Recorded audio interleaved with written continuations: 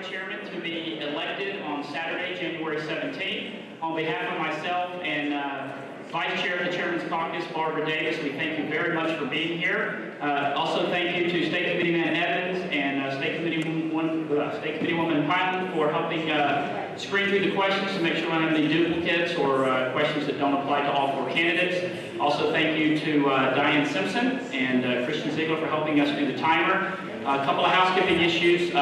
Each candidate will get 60 seconds to give a brief introduction. We drew names. Mr. Kelly drew number 1, Eric Miller, number 2, Blaise Ngolia, number 3, and Leslie Dewar, number 4. So when we get ready to do the introductions, that will be the order in which we will go.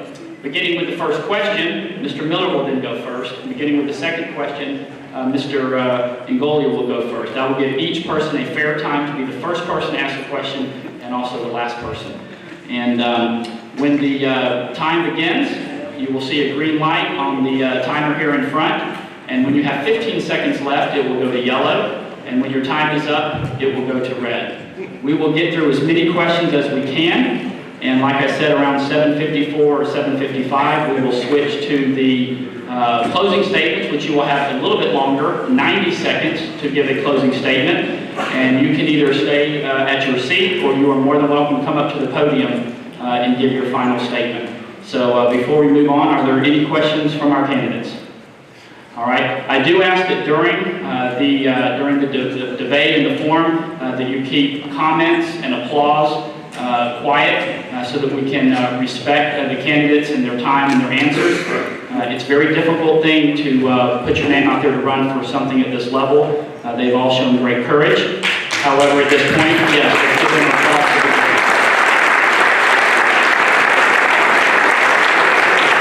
All right, at this point, we'll begin with our introductions, and according to the drawing, Mr. Kelly, you are first. You have 1 minute. Thank you, Mr. Chair. I am Herb Kelly. I'm the State Committeeman from Marion County and the Chairman of the 11th Congressional District. I gave much consideration about running for this office.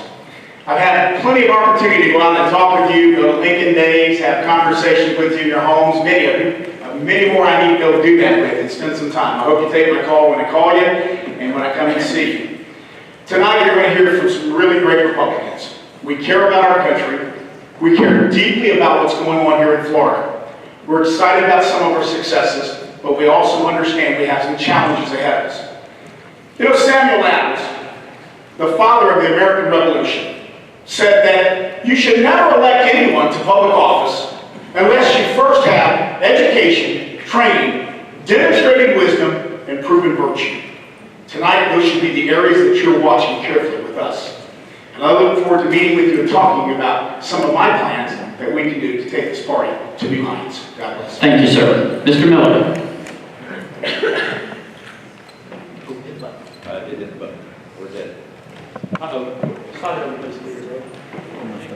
Can someone step over quick and grab the audio guy? Thank you. See, this is how John Kennedy won, because Nixon was sweating in his microphone. All right, go ahead and start this time now. Thank you. Ladies and gentlemen, my name is Eric Miller. I am the State Committeeman from Martin County.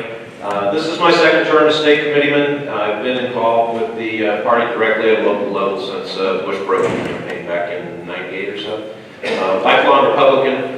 I am 50 years old. I retired a couple, 2-3 years back from efforts of the fruits of our labors that my wife and I put together, building a couple of technology companies, which we have sold. We were one of the first pioneers in cloud computing. We have since purchased a farm, and we're getting back to good old basic American values and American living without the rat race. I am available. I do not have a job that I have to worry about.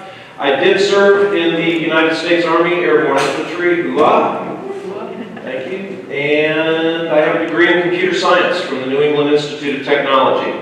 Those are the basics on me, and I'm running on a foundational platform of responsible reform. And remember, it's your party and our vote. Thank you, sir. I think the problem might be that you need to shut yours off, Kurt. All right, now see if yours works. Oh, yeah. One at a time. You know, Eric just had his on. There we go. All right, Mr. Ngolia, you have 1 minute, sir. Okay, can you guys all hear me? Yes. All right.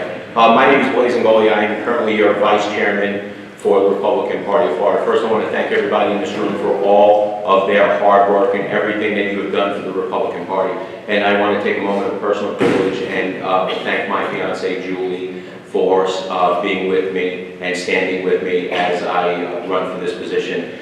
Leadership is about building a great team. And we have the foundations of a great team here in this room. As your next chairman, I want to call upon that and build a world-class grassroots organization to take on the Democrats in 2016.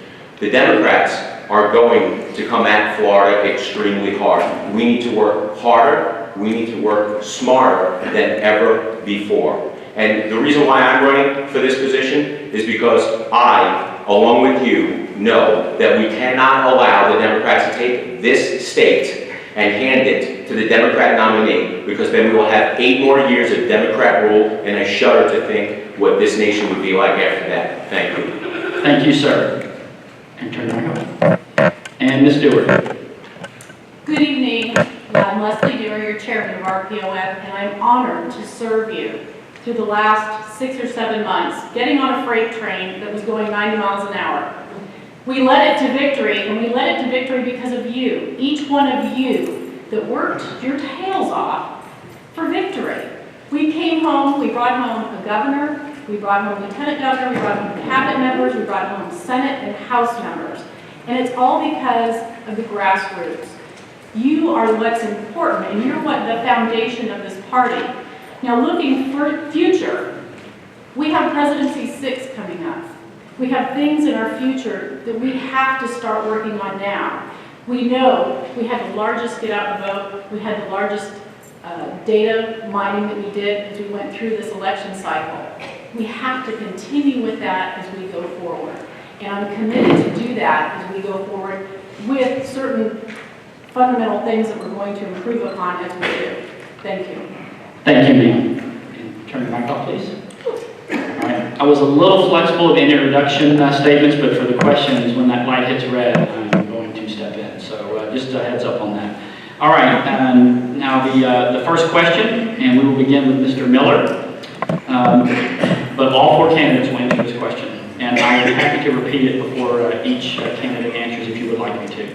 Mr. Miller, briefly describe the experiences that provide you with the institutional knowledge of the RPOF that will enable you to be a great chairman of the party. Institutional knowledge of the RPOF. Well, as chairman, the chairman is the leader. The chairman is the CEO. The chairman is the person that's going to guard the brand. The chairman is the person that's going to keep the polish on the brand. I have successfully started and run 2 businesses, sold them and retired, and am living self-sufficiently at 50 years old. I know how to lead people. I have been involved in Republican politics, again, since Bush broke in '98. I've been active in politics in a leadership position for quite a while. I'm an effective communicator. I'm a good leader. I think you all know that when I say something, I mean it. You may not always like what I say, but you at least know where I stand and what I'm doing. And I will be able to put forward a message to the people of Florida that reminds them why Republicanism is the best form of governance, why we need it. Thank you. Thank you, sir. Can you repeat the question, sir? Yes, sir. All right. Briefly describe the experiences that provide you with the institutional knowledge of the RPOF that will enable you to be a great chairman of the party. Time begins. So I am currently the vice chair of the Republican Party of Florida. I have been an officer before as the assistant secretary, and talking to a lot of the grassroots. I know what works and what doesn't work. I know the things that we need to improve on, and I know the things that we do well. Being a small businessman, I know how to balance the costs of all that to get the maximum benefit for the least amount of cost.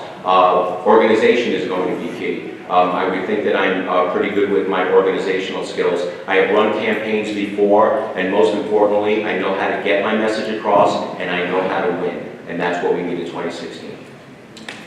Thank you, sir. Please turn your mic on. Ms. Stewart, do you need me to read the question? No, I don't. Okay. You have 1 minute. Thank you. As a party chairman, I'm a grassroots chairman of Clay County and have been since 2009. gone through 2 presidential elections, I think 2 or 3 governor's elections, and many local elections. There is nothing more important right now than the chairmen that are in this room. You know what it's like to be on the ground. You know what it's like to count paper clips. You know what it's like to get your volunteers to come in and make phone calls, to get candidates to walk, to go out there and do debates, just like we're doing here.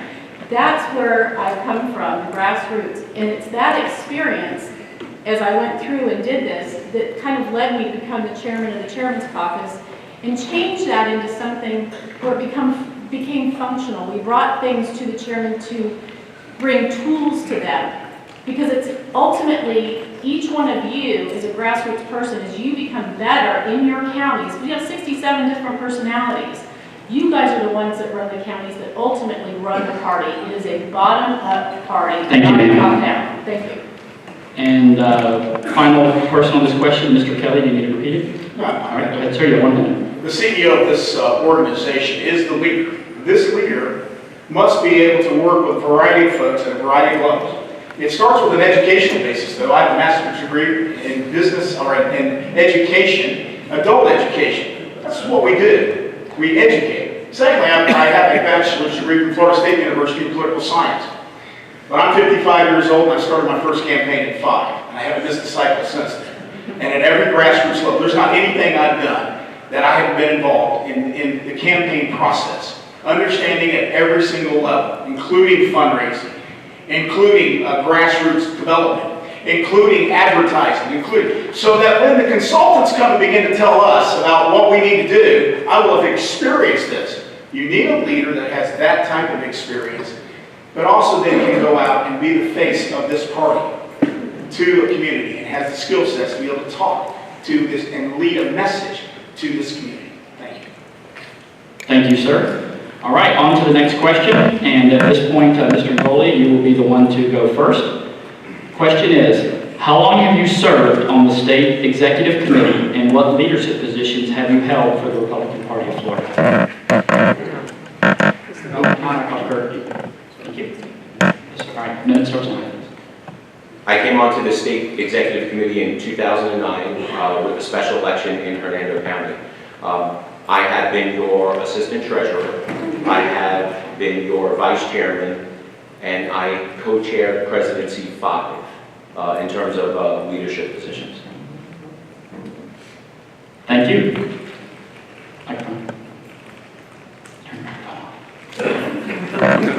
Ms. Stewart, do you need the question reread? No. Okay, 1 minute. I also came on to the committee in 2009 as a chairman of Clay County.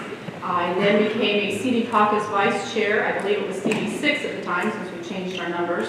Also served as the vice chair of the Chairman's Caucus, ultimately to the chairman of the Chairman's Caucus.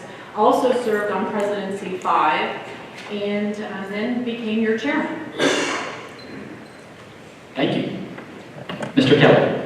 Direct experience has been the last 2 years I came on as the state committee man for Marion County and also the CD11 chair. But you know, as a member of the Florida House of Representatives, I also came and attended all the meetings, was very active here. While I wasn't a delegate, I certainly came, was a part of the meetings and so forth.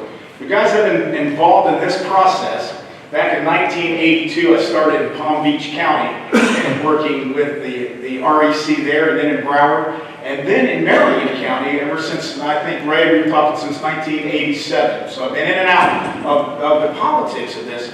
Again, I think it's real important that you understand that who the leader is and understand the processes. The leaders lead, and when you put them in the right positions, they'll do the right thing for you, including using all of their experience. Thank you, sir. And last, Mr. Miller. Thank you. I've served in a few capacities. One, I served as chair of the technology committee, and the outflow of that you're seeing is the direct link between WebElect and RPOF's data, which State Committeeman Tom Mopsis, who was actually here for superintendent's meeting today, and I worked on with a number of others in this committee. I served on the Legislative Affairs Committee to make sure that we could coordinate a position for the RPOF on Common Core and have it done in such a way that we had open dialogue with the elected leaders. That was done recently.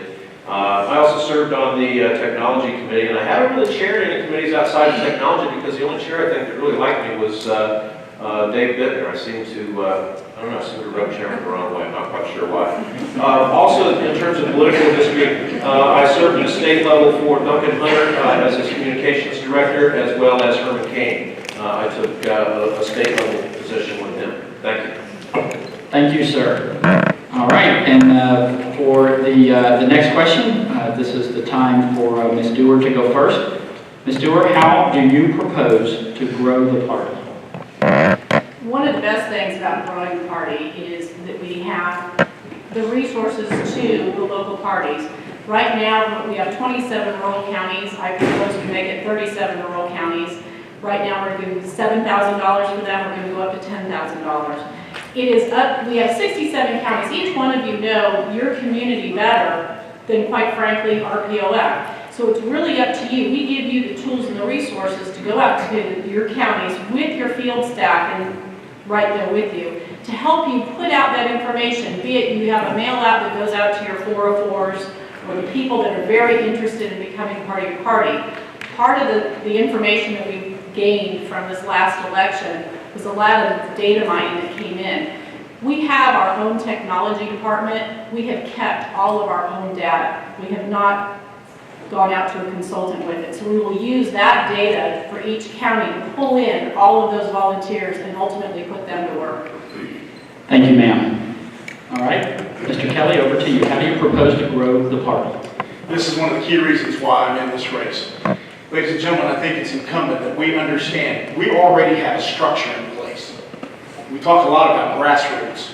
We have a structure in place. It's called the RECs. And inside the RECs, we have a structure that says we're going to have a precinct committee man and a precinct committee woman. We start by going in there and recruiting, training, and ongoing, not just seminars now and then, but ongoing training, informing, having communications with those folks.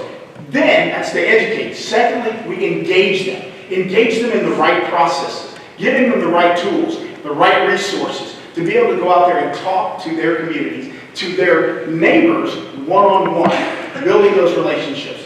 And finally, we encourage them. Every leader is required to be an encourager. Thank you. Mr. Miller, how do you propose to grow the party? Thank you. First thing we have to ask is, are we giving people a reason that they want to be part of the party? I think before we start going spending thousands of dollars and talking about tools and resources, we need to figure out if our message is such that we're actually encouraging people to want to be part of the party. Look at your own RECs. What does your vacancy roster look like? Is it larger than your actual seats? And ask yourself why. We need some introspective questions here. We need to be honest with ourselves. Why don't people want to be leaders in the Republican Party of whatever county? The chairman has authority under a certain rule that I can read to you, but given the constraint of time, I'm going to paraphrase for you and tell you that the chairman of your party has the ability to appoint people to local RECs for those counties that are having a hard time finding people, and that's given to him under rule. I think we should look at this rule and see if it isn't a way that we can go to help invigorate the growth parties at a local level so we can start getting people out to get the vote out of them. Thank you. Thank you, sir. Mr. Ngoli, how do you propose to grow the party? On a local level, I think we do that by being really involved in our communities, community events. I have seen that when Republicans, whether it's above the RECs, are out in the community doing good things for the community, that's extremely contagious, and other people will want to get involved. When we show them that they care, they will get involved. But having said that, we have some tremendous opportunities in the next 2 years. Presidency 6 and this presidential election will hold for us a tremendous opportunity to grow the party by acquiring data, email addresses, cell phone numbers. If we do it right, we'll have an amazing data haul over the next 2 years, and we'll be able to stay in touch with those people and communicate with those people all throughout the next 2 years and gradually grow the party from there.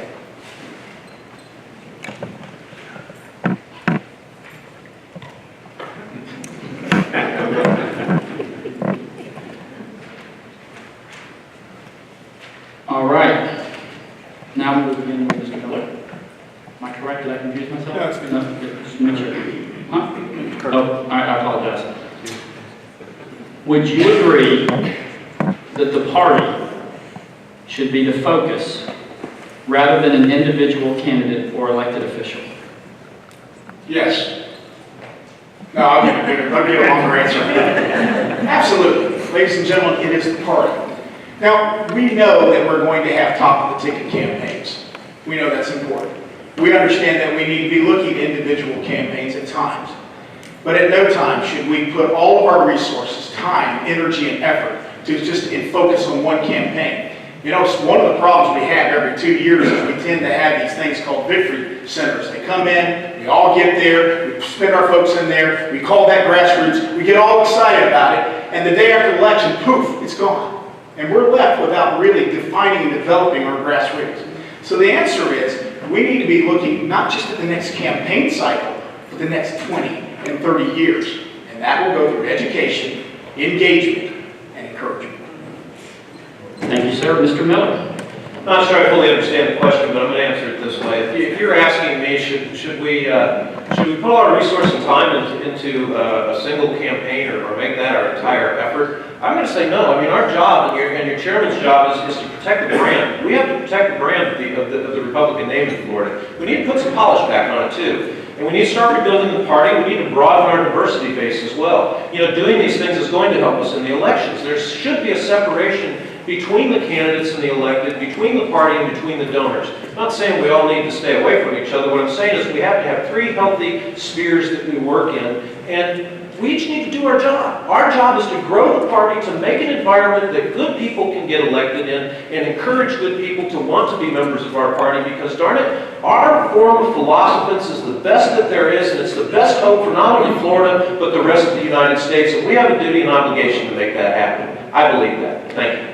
Thank you, Mr. Miller. Can you read the question? I sure can. Would you agree that the party should be the focus rather than any individual candidate or elected official? Yeah, I do agree with that. The Republican Party is bigger, in my opinion, and I think many in this room will agree, that the Republican Party is bigger than any one person. It's bigger than any candidate. It's bigger than any elected official.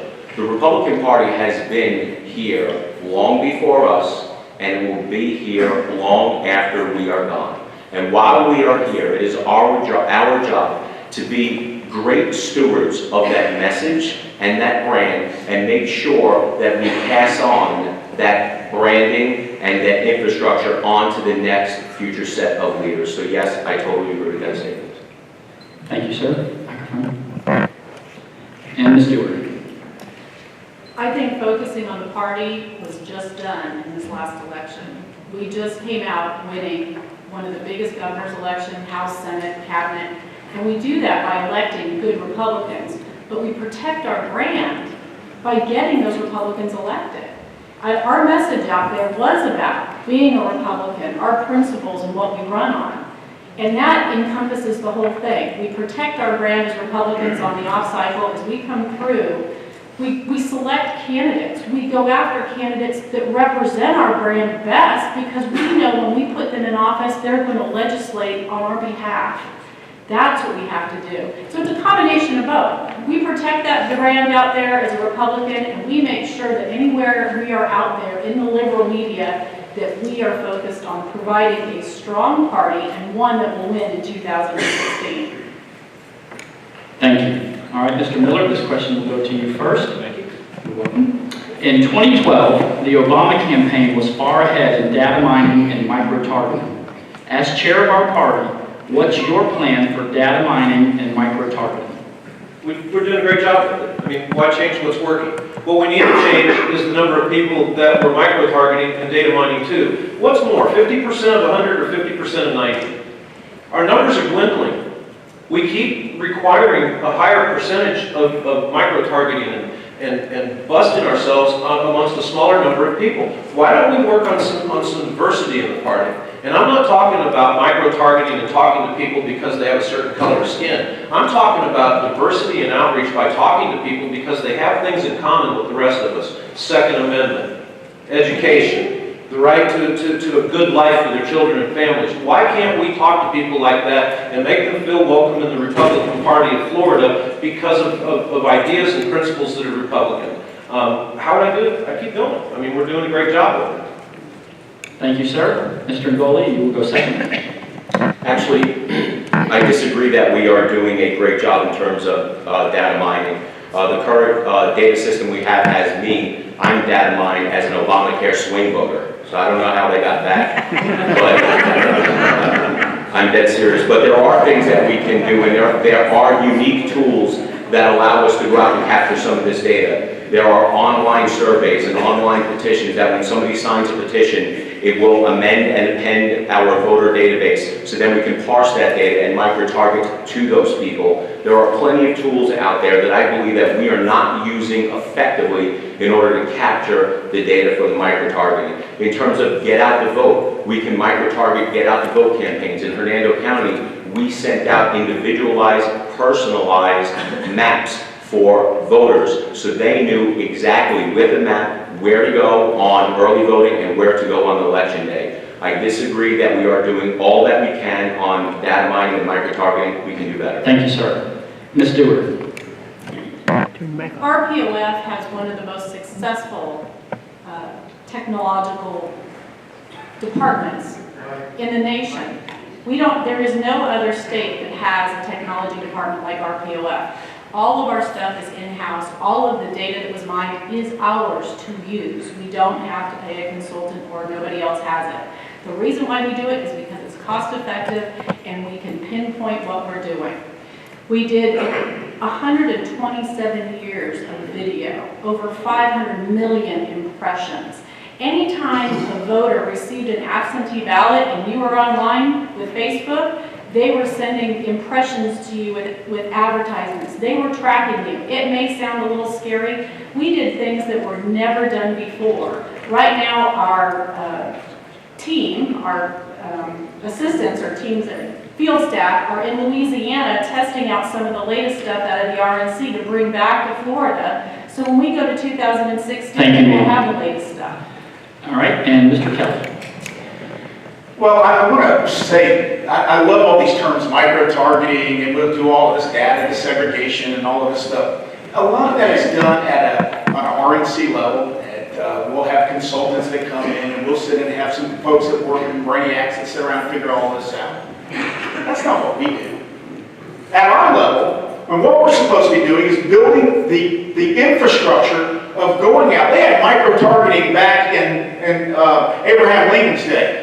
He said, go person by person, ward by ward, precinct by precinct, convincing them the rightness of our beliefs. That's what we need to be doing. That's what we've got an army full of people to do that. Let's encourage that. Let's engage that. This other stuff will come. Technologies come. Listen, I understand that, but I think that we can use that. But let's don't bet our hopes on that. Let's do what we're good at.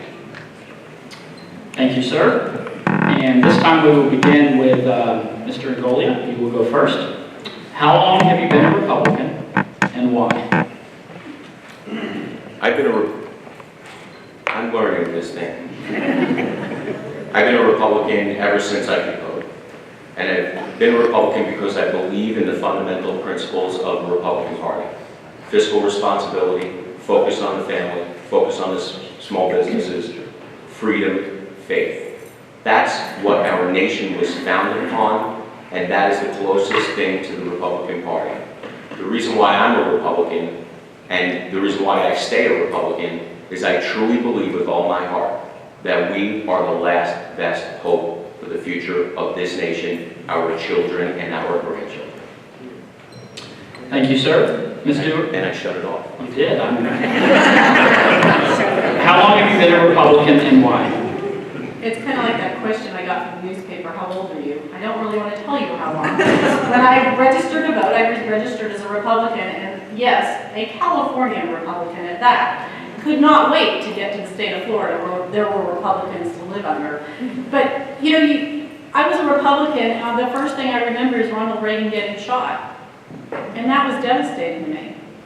And you choose your party because you believe in the ideals of what it means, and then you watch it over these last few years as I get older, and yes, I'm 51, I'm going to tell you that. You watch it over these last few years, and you're scared to death of what's happening to our country.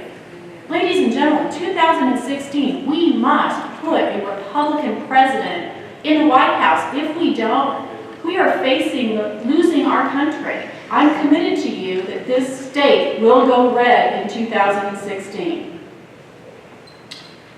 Thank you, ma'am. Mr. Kelly, how long have you been a Republican and why? Well, thank you. I am born and raised in Marion County, Florida. When I went to register to vote at 18, on my 18th birthday, I went down there, I filled out my form, and the supervisor of election looked and just checked, Democrat. And I asked her, I said, don't I get a choice? She goes, no, not if you want to vote in the primary. Folks, we used to, in the South, and especially in even North Florida, folks in North Florida can understand this, we thought that a lot of the Republicans were too liberal. But Ronald Reagan came along, and he began to espouse those values. Now, as soon as I got out of college, I immediately became a Republican and have been active in Republican politics ever since then. You see, it's about the values and the philosophy. I think that's a great lesson we ought to learn here. There's many folks out here who really do want to become to our Republican Party. We got a message to them. Come home to the Republican Party. We want you to come join us.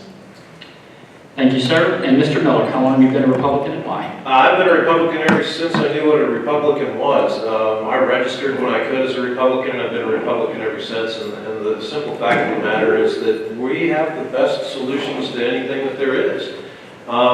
You know, and I kind of like to add to that. There's another bit of conversation going on concerning a fear that we may have. I don't know, a rift that's occurred within our party. And I want to assure everybody that there is no rift. We're well and healthy enough that we can have conversations amongst ourselves, and when we walk out of here, as we were talking about Sam Adams, we can go have one and sit down and talk to one another amicably. It's good that we have these discussions and we know where we're at. And that, you know, that's why I want to be a Republican, because we're good people at heart. We just want what's best for us and our families. It's simple. Thank you. Thank you, sir. All right, moving on to the next question, and Ms. Dewar, you will go first on this one. What distinguishes you from the other candidates?